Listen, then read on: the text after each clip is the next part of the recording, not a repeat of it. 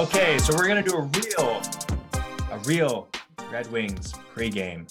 And Heyo, what up? Din just asked right before we started this who will be starting in net, and they have said that Peter Mrazek will be starting in net tomorrow for the Toronto Maple Leafs, and then New Jersey will be Campbell, and the back-to-back second game will be Mrazek again. So we will get to see a lot of Peter Mrazek in the next 3 days. And as Spezza says, it is very nice to, or I think it was Tavares, very nice to play 3 games in 4 nights because the schedule has been super weird, and it'll be good for all Leaf fans because it's felt like there's been like no Leaf hockey recently. And you can kind of tell with just like, it doesn't even really feel like a season right now. It's bland because you have enough time that you're kind of like, I have emotions from a game for, let's say, under 48 hours, right? Mm-hmm. So if it's fucking 4 days before the next game, there's 2 days where, I'm a happy person, right? Like I'm much happier, all around, endorphins just flowing, but I've kind of forgotten about it at that point, right? Because I don't know about you guys, like I do watch other hockey, but like it's mindless, right? It's actually enjoyable. Yeah. Well, that's weird because for me, and we can get into this on a longer podcast, but like when I watch other hockey, I'm actually not that interested. And I love hockey, don't get me wrong, but like it's definitely the emotional attachment that is the reason I watch sports. Even when it comes to unless like it's football. Ovechkin versus Crosby. Right. Yeah. Okay. Or an Olympic game. I'll look at 2 years ago. Who's playing? I'll be like, holy fuck, it's like Colorado versus Vegas. I'm like, okay, I'm gonna watch that. Yeah. Right. Like you won't catch me. Well, I'll watch Arizona. Make up a third of their fan base. Yeah, right? Maybe the Diamondbacks might catch me at the ASU the arena. So let's go through the Red Wings lineup. And Mark had a nice little one sentence that he would like to say for all Red Wings fans that will sum up the Red Wings lineup. Now, why don't you go for that? Oh my gosh. All I said is all you need to know is Tyler Bertuzzi will be out there and Dylan Larkin. That's all you need to know about the Red Wings. And watch us lose. So their lineup does look like now. Probably. Fuck. See, here's what's actually. How do you say the goalie's name? Nedjlovic. I'm a good goalie pronouncer. Remember? Nedjlovic. No, it's Nedeljkovic. No, that's the point. Oh. Okay, I like Dins anyways. This is the thing is Red Wings aren't a terrible team. All right. They're obviously like the team that will be under the Bruins or whoever comes in 8th place in the Eastern Conference. But I was going to mention on trade targets, Vlad Nemestikov as being like a guy you could slot in on the 4th line, could play 3rd line in a pinch. He's been all right in the playoffs. And he's on their first line. So their first line looks like Vladislav Nemestikov, Dylan Larkin, and Lucas Raymond. Second line is Tyler Bertuzzi, Sutter, Fabry. Third line is Ernie Rasmussen and Zadina. And 4th line is Giovanni Smith, Joe Veleno, and Sam Gagner. So Sam Gagner is still playing? Yeah. You know what the best part about Sam Gagner is? I'm pretty sure he's only like 34. You know what I mean? Yeah, like 33. Weird career, feels like he's 40. Yeah. Very weird career. He had that 7 points in one game, signed a big contract in LA. And then kind of like a Jonathan Chichu similar. Like there's just guys like that just have it. Like he's still playing, man. You know what I mean? Yeah, really weird. He kills it in the AHL. I thought Zadina would be way better too this year. Number 7 pick in 2018. Yeah, and like you look good in that World Juniors tournament. I think I seen him, and then I was like, oh man, this guy's gonna come over and kill it. And then, man, I will say that Jacob Vrana, who would probably be one of their top 2 players on the team, is out right now. So this top team 2 scorers. Yeah. This player. Yeah.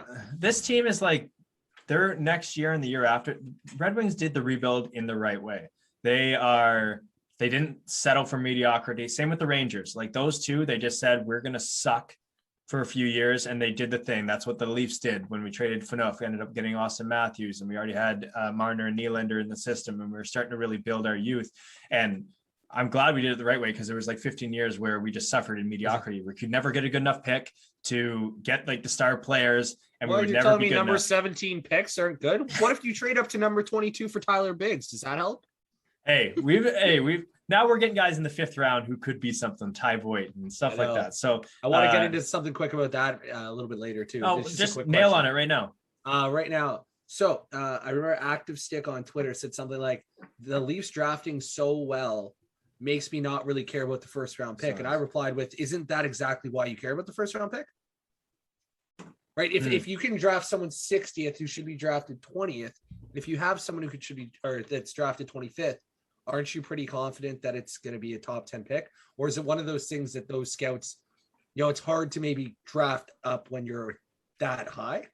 But I saw it as like a double-edged sword. Like, you can't die on both hills, that you say, I'm so confident in us drafting in the 2nd round that it's going to be like a first round pick. But if you're drafting 25th, aren't you not telling on yourself by saying that wouldn't be a top 10 pick? So Mark, what are your thoughts? And then I'll get to mine. Well, that makes me think of the Rams always drafting like 4th round beauties, but then some of their guys near the top, well, besides like Donald and Gurley, have been obviously amazing, but that's like within the top 10. But anywhere outside of that, like 2nd round, they've always been not the best. I find. I think like the later round gems is a different realm than first. I think it's a different skill for scouts for sure. Yeah. I think my point to that would be like, I think you're both right? And I don't think that's necessarily what he was saying. Yeah. Where the Leafs, and we've talked about this in terms of like, you guys laughed at me at the start of the year when I talked about how revered this rehabilitation and like health injury squad, like training staff is, and why guys will come, like the Andre Kasha, even like the Tyler Ennis's, like to a lesser extent, obviously, but like guys who have had a lot of injury problems will come to the Leafs because of this. And it's the same thing when we have so much money we don't even know what to do with, because we're not paying Joffrey Lupo $5 million a year anymore. Like, we can invest so much more in more scouts going out to Europe and getting all of these guys. That's why we're bringing over all the randoms from Russia, who some work out, some don't. That's what I was saying. Like, is it just, when it's a top 25 pick, there's not a lot of wiggle room to find a gem? Exactly. I think it's already 25 to 20. Meanwhile, like, 5th round, we can jump up to, it should be a 2nd round pick, 7th, maybe to 3rd, 2nd to 1st, but maybe at that 25, maybe you're only getting to 20. And that difference is huge, but not to the point that we can't fill spots. Yeah. And we're not really looking for generational players right now. Don't get me wrong. Of fucking course we want them, but it's, I think Timothy Liljegren is a good example of that story of just like, I always like, and this goes for any sport, when a team if you have a first round a little bit later, you take a flyer on a guy who, if things went right, he would be a top 5, top 10 pick. And you go upside for talent. And then the later rounds, because you know that you can draft the guys like Ty Voigt and, like the Niemelas and even Robertson. I know he's a 2nd rounder, but like he could have been 1st. And that's kind of been the Leafs draft strategy, is like guys who could have the potential and have like the skill set to be 1st round players, but they'll just take a flyer on them and hope one of them hits. And I really like that draft strategy, because if you get 1 for 5 and in a draft, going from like rounds 2 to 7, like you're laughing. That's a win, because most teams don't get anybody, because they'll just pick like the next guy in line on draft boards. And I really like the Leafs kind of like, let's go out and get this Ty Voigt who is undersized. He had one bad year in the OHL, and then the last year they couldn't play, obviously, because of the pandemic. And they keep winning with these undersized guys. Look at like Marner, Niemela, Robertson. They're perfect trade pieces too, because other people don't draft them. Yeah, so exactly. There's 31 other teams, right? So if you got 5 of these guys, it's like, well, you don't need 5. It's like, well, someone does, right? So they have high value because they have higher ceilings, right?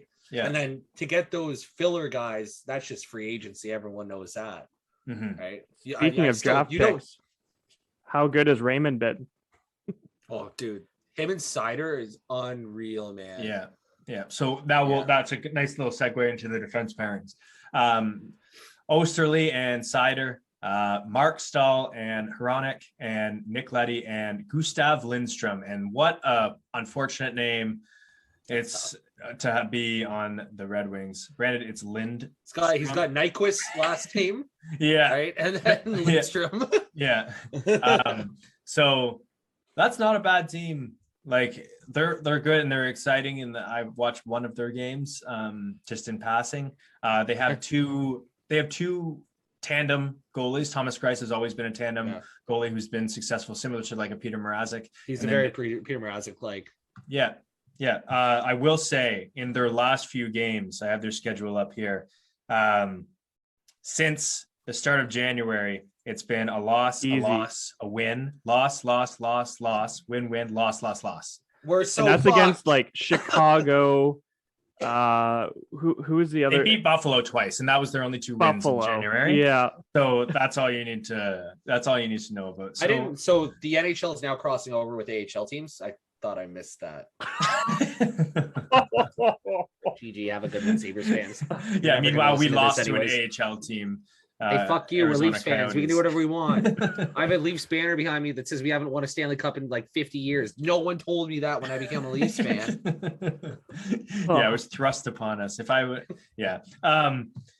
So I think that we're gonna be Red Wings always play us tough, but I think we're gonna win. I think the next 3 games we go on a 3-game winning streak. That's my bold prediction. I think we beat New Jersey 2 times. I really want to see Mrazek do well in the next couple games and establish himself as a guy where Campbell doesn't feel like he has to do everything, can settle back into a little bit of a tandem position, rest him for the playoffs, and go with the high end. So let's do a bold prediction of like a player or something to happen and a score. Schmidt, you go first. Yeah, I'm going to take a 180 here. I'm saying we lose 4-3 in overtime. Okay. Oh, don't do that to me. Yeah, and Mrazek lets in a softie to end the game. Wow. Just to create a little more controversy. Okay. All right. You get that. I'm asking for lottery picks, buddy. Actually, wait. No, I'm not. Us losing in overtime to a team that's been sucking lately is completely it's on Leafs. par. Yeah. I'm calling it. What's your bold so your bold prediction for a player is that Mrazek lets in a couple softies? A softie, yep, to end the game. No, to end the game. To end the game. All right. And Dan, what's your bold prediction? Engvall, 2 goals. 2 in this game? Oh yeah, baby. Give me that. Give me it. That is bold. That's very bold. Need it. Yeah, that's very bold. All right. Now, I wanted to bring this up. Wait, 4-3 Leafs. We win in overtime. Fuck you, Schmitty. Okay. Endball game winner? Ned, whoever's starting for Detroit, Ned, lets in a softie. Yeah. I don't even know if has Enval ever played in OT. I don't know if he's ever played ever. No, I don't think he's ever played. No.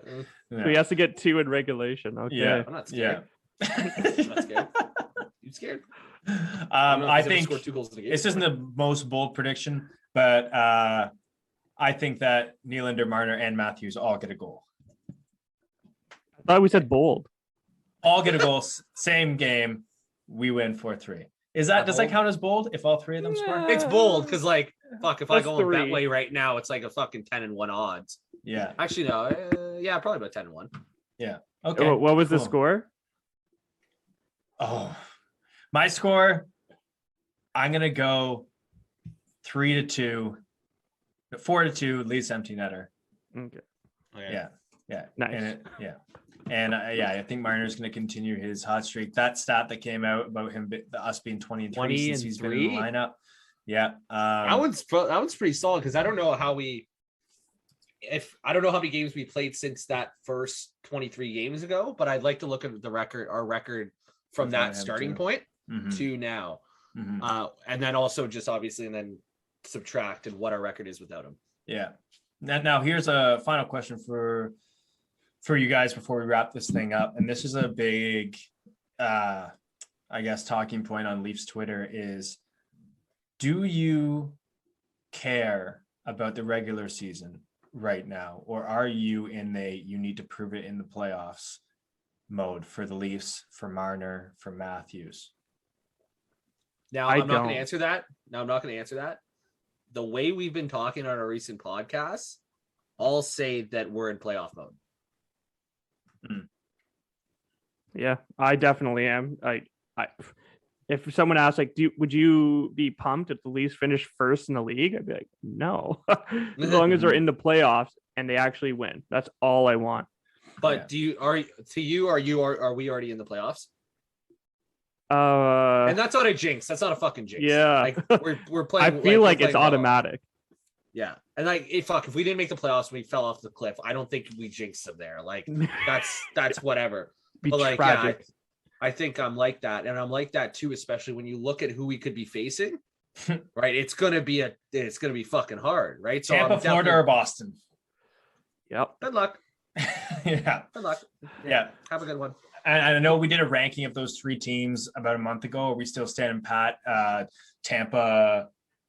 Boston, Florida, Tampa, in order of who we want to see in the first round? Yeah. Wait, did you say Florida last? Middle. Tampa last. Okay, yeah. Because I just automatically Tampa is like the new Boston, like 3 years ago, 4 years ago, where it's like I don't care about aging this fucking they are not playing well this season. It's just I don't want to face Boston. I think that's the same now with Tampa. It's just hey, I don't. Oh, Kucherov's out. I don't care. It's Tampa. I don't want to. Yeah. I don't want to play him. Well, I think one thing for all Leafs fans, I know we all kind of feel this way. You guys might disagree, but like when Marner's playing well, when Matthews is playing well, when all of these guys are playing well, when the team is playing well, even if it's the regular season. Like we got to give them that's due, like, yeah. So, but that's the thing on Twitter is like, someone will say like Marner is 20. And I made a joke in our group chat where it was like, yeah, but what's his record in the playoffs? And it's like, that's what everyone to anything good that Leafs do in regular season. It doesn't matter anymore. But the playoffs doesn't matter anymore. We fucking started a podcast because of the last loss. You think we don't know that? Yeah. Right. Like you think we don't know that? Fuck.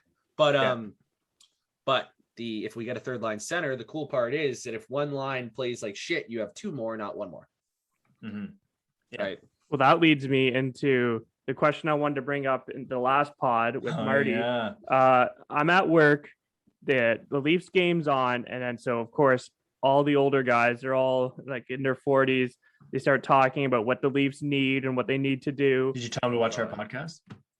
No. I haven't gotten to that rep yet. Like, comment, subscribe, please. All they said was big good beats big small come playoffs. Are you fucking kidding me? We need to beef up for the playoffs. And then they started talking about that. We got guys like Clifford, and Clifford needs to be playing more and on the first line power play. I'm fucking sure, like how we watch these every fucking game. I think these guys put their due in when we were like, when they were our age, and now they think that's just like how things are. I don't think these fuckers watch the game, right? You can't tell me you've watched a game with Kyle Clifford and went, man, I can't wait till he hits somebody. Like, I can't wait till he throws a fucking huge body and gets out of position and can't catch up. Like, I just don't think it has the same fucking meaning to another team or to the team that like our team. When a guy who plays 5 minutes throws a big hit, I don't think Matthews goes, hell yeah, Kyle, good job, buddy. Right? Like, I don't think they give a fuck. I think he's sitting there with his head down, thinking about the next time he's out. And he's going, all he's doing is looking at his watch that he's not wearing because he's playing hockey and going, when am I going out next to try and win this game? Well, I think we need to get more physical. What fires the boys up? I'm saying they don't give it, like when Spezza does it. That was what I was going to bring up. That's a big deal because it's a guy you don't expect. It's a guy that's firing everyone up. Now, to anyone who makes that suggestion, how did the Nick Foligno trade it up last year? How did going out and getting Nick Foligno instead of Taylor Hall, a fighter, a grinder, instead of a guy that can put up 40, 50 goals on a good season? How did that work out for us? I think but like I would like Foligno because in my head I went like, oh, I just said a guy who plays 4 minutes. Foligno's guy who plays 15, 16. And he was injured, granted. But what I'm saying is like, as soon as that deal happened, we're all kind of like, oh, cool. But then in hindsight, we're like, but we could have gotten Taylor Hall for cheaper. Yeah. And it's like all of Leafs fans there's a lot of people in that older generation who still hate William Nylander because he doesn't throw the body that much, even though when he does, he connects. And they're still stuck in this, like Kyle Clifford on the first line. Dude, when the LA Kings were in the Stanley Cup final. Kyle Clifford was on the fourth line. You know, like it just. If Kyle Clifford gets in a fight, I'm thinking, oh, cool. He did what he needed to do to not get sent down. Right. Like, I just think hopefully it was against another guy who can be in the box for 5 minutes, who's a better player, right, so we don't have to face him. Yeah. He's just throwing darts in a dartboard going, okay. He goes, all right, if I don't play well, I'm going to get sent down. He goes, oh shit, I'm not good at hockey. Right. You hear it from enforcers all the time. And they talk about, hey, I knew what I had to do to stay in the game. And it worked a little bit more. But nowadays, like, I don't know, man. We already have Simmons. Dude, if I see fucking Simmons fighting, because he's got actually, like, he's the heart of the team. Kyle Clifford came on waivers, you know, and I know he played for us before. I don't know how much heart and dedication he has to the team, right? To get in a fight to back someone up, but like to just like get the boys going, right? Yeah, so I think you want another like big tough guy to come in trade deadline for the playoff run. No, unless it's like a Josh Manson or someone who. Because I do like having Clifford and Simmons that like, fuck, if they're absolutely killing us, or if someone beats our guy up or a bad hit, then you plug him in. Because like at the end of the day, I'm a piece of shit, and I just want to see something like that happen. Right. But Nick Ritchie's still on the team, so like put him in over Kyle Clifford. You know, if someone wants to be, we've shown that the big boys, Nick Ritchie, hey, he played on the first line. How did he do? You know, where is he now? How many goals does he have? One? And it was just him standing in front of the net? Kyle Clifford is 6'2", 209. William Nylander is 6'1", 204. So that's what I also nowadays. That's just how big these athletes are nowadays, man. Yeah. Right. Like, you know, we see it, right? Like, you know, these guys are just bigger, right? These guys are just stronger. I have no reason to believe that Nylander couldn't throw a bigger check than Kyle Clifford. Now, that is so like subjective. No, it's not subjective. I think it's objective. I think why wouldn't he? He's better skater. He's better on his feet, better balance. Would he? No. But and I know that is the difference. But like, well, who led the Leafs in hits? Would he get stretched pretty fucking short when you play 5 minutes? Yeah. Who led the Leafs in hits in the Vegas game? Rasmus Sandin. What is he? 5'10"? 5'11"? Yeah. On a good day, and 10 hits that game, and when he hits, those reverse hits are not fun. I.e., look at Blake Wheeler. Like, that's the type of guys that in the modern day NHL, you need one guy like a Wayne Simmons on team. I do agree with that. You need Tom Wilson, Tyler Bertuzzi are different breeds because they'll fight, they'll throw a body, and they're top six players. I think that's what we were getting. I think that's what we thought we were getting with Nick Foligno. Exactly. Yeah. We should have thought that. And I don't think that you need more than one guy. We also have, don't forget, Jake Muzzin. He might not fight, but that guy is a big boy who will throw hits. Like we have that guy on the defense too. And Austin Matthews, if that guy wants to throw a hit, he is a big boy. Like he's a scary guy to go against. He does not fall much. He's the best stick lifter I've ever seen in my life. Yeah. A guy who will come out of nowhere and just be like, whoop, whoop, take the puck. What was it like? The end of the third period? I think it was the end of the third period. And he's just walking around. And I'm watching with my roommate, and he's a Habs fan. He's like, what the fuck is he doing? And he's just walking around everyone. He's just like skating around. Everyone's trying to get at him. He's just like, no. Yeah. But also like, dude, you guys played hockey. Who would be a better hitter? A guy who might be 2 inches shorter, 20 inches or 20 pounds lighter, who can skate really well, or the guy that's 2 inches taller, 20 pounds heavier, and that can't skate very well? That was Isaac. I'll tell you. I'll tell you from experience, because I was, until my last 2 years of playing hockey, I was always the smallest guy on the team, and I was the guy who would go in deep, still get the puck, and I was the guy that was protected. And I am not gonna lie, and being younger is probably a different thing too. Yeah. But when I had like bigger guys on my team who I know would protect me, you play a lot differently. And when you go against guys who are just like, once again, like this is when I was younger. So like some of the guys who just hit puberty way before and were like 6'4", 220 when I was like, I love how hockey works. 5'8", 150 pounds. Like puberty that scares you. You enter the zone differently. You do things differently. That might obviously be different in the NHL. And that's why I think William Nylander took some flack early in his career, was because, he would sometimes turn away from those big hits. Understandable. Granted, the guy was like 170 pounds back then. And like, there is something to having that like big body in there. But that's all I'm saying is like, you only need one or two. You only need one or two guys who know they're going to come to your defense, i.e. Muzzin or Wayne Simmons. You still got Clifford, you got Richie on the bench if you need that extra juice. Like, you don't need a team full of that, and you definitely don't need a guy on your line, right? And I name one team that has 3 enforcers playing consistently every night. Okay, so that's kind of what I'm going at. You guys can answer too. If we keep talking about fucking enforcers on our fourth line that we're picking up and stuff, why don't we just trade for one of those Tom Wilson types? Fine, it takes a lot, but Dubas obviously sees value in it. But I don't think this is in 2022, this is a type of enforcer that teams need to feel protected. The fourth liners you're talking about? Yeah, the fourth liners that play 6 minutes and just run through waivers. Yeah. I mean, the tough part about that is, like you just said, it would cost a lot because there is Tom Wilson, there's Tyler Bertuzzi, and the Chucks. Yeah. And like you're really searching for top 6 guys who can play that role. Or a Foligno of what he was supposed to do, right? Like, right. And 1 goal since the trade, I think. So like you're paying way too much of a premium for something when, I mean, those guys just come in, like Zach Hyman was a little bit like that. No.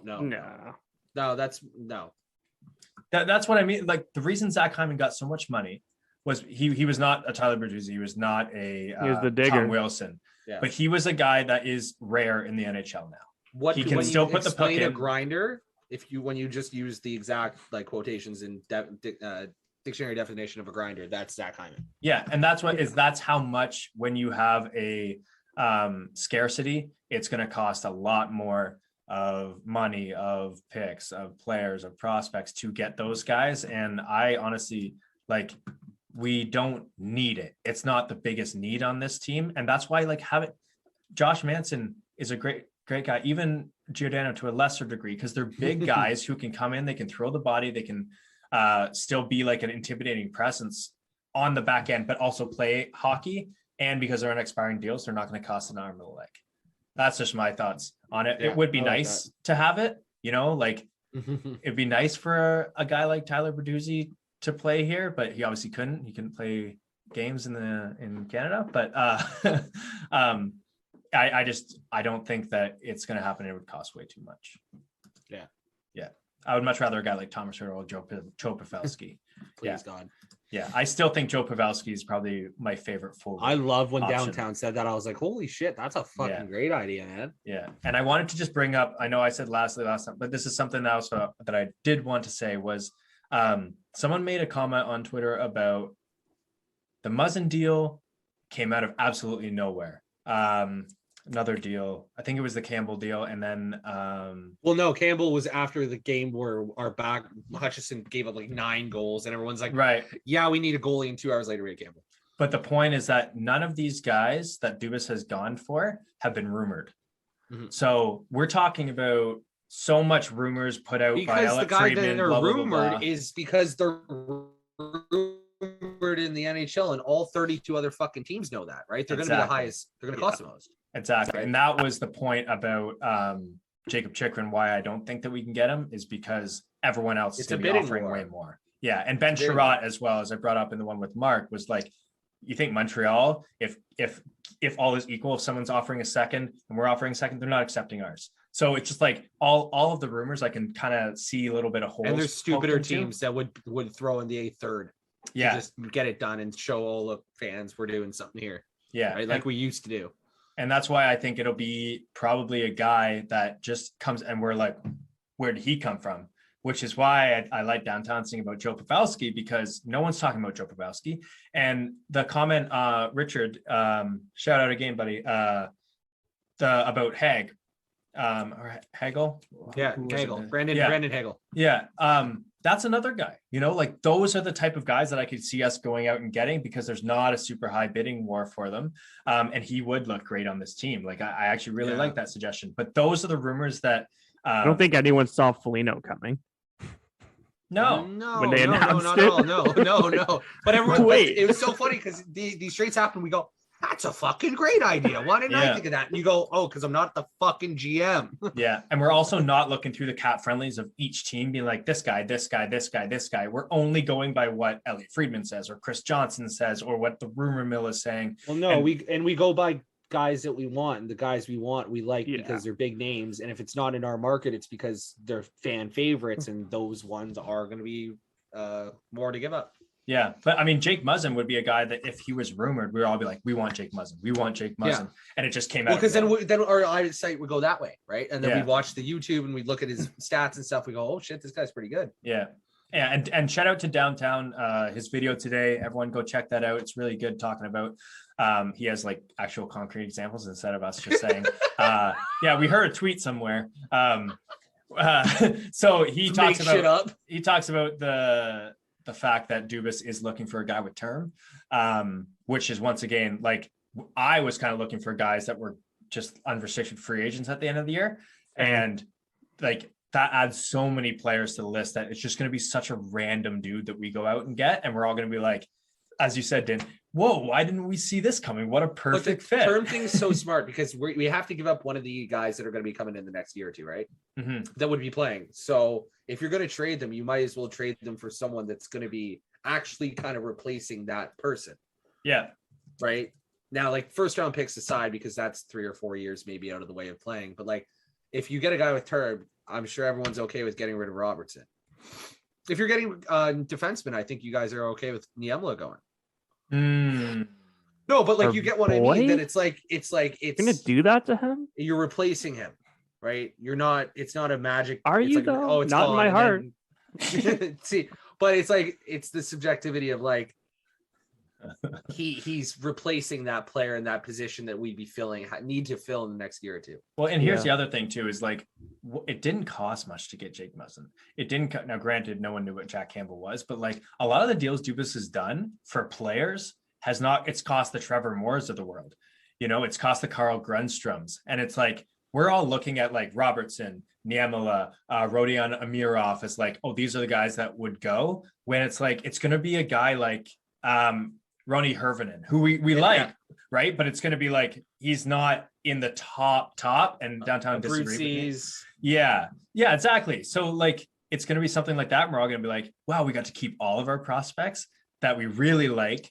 And we got this guy that no one expected, but fits perfectly on this team. And I think we're forgetting a lot about the relationship that Dubas seems to have with the LA Kings, because he's made a few deals with them now that seem to have Campbell would have been nice for them to have, but they're strapped with Jonathan Quick anyways. Peterson. Yeah, and it seems to have worked for both ways, right? Like Trevor Moore has been a player for them. And they have some guys on their team. Once again, Adrian Kempe, Alex Iafallo. Like those are guys that if we got Alex Iafallo, like that's a player that we could use. He has terms. It's only $4 million on his contract. He's 28, signed for 4 more years, I believe. Like those are the kind of guys that I would be looking for him to go and get. And it's just going to come out of nowhere, and it probably won't cost all the stuff that we're hoping that it won't. Yeah. Any other thoughts? This has been a long pregame. I'm good, man. I can't wait to watch the Leafs win 4-3 and fucking stupid Nedjlovic or whatever. Let in a soft one for us to win, right, Schmitty?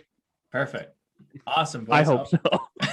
Yeah, you're like, actually, yeah. No. And then next week, we're going to have Leafs Nation writer Nick Barton on the podcast. We're going to talk about some Marlies players, some prospects. Once again, it's always good to have people who have more than us. Yeah, exactly. And a video is going to be coming out later today with another fan who we had a great conversation with. So I'm probably going to post this tomorrow. Okay, and awesome. I'll post so they already have seen our pod with Marty. Yeah, and all of you in the comments, I challenge everyone to think of a player outside the box that we could go that hasn't been rumored. Try and think of someone that hasn't been rumored that you can see the Leafs going out and getting and needing, and make it someone just out there. and I don't want to hear anyone that I've heard on Twitter or rumored in the comments. So feel free to give us your Leaf score too. Anytime we do a pregame, give us your Leaf score. Give us your Leaf score. I'd love to just be like, it's this guy nailed it. Crazy. Yeah, this guy nailed it. Oh my god, what does he know? and any bold predictions if you want to best. I don't think Mikheyev scoring is a bold prediction anymore. I used that one up too early. But that's it for us, boys. We'll catch you.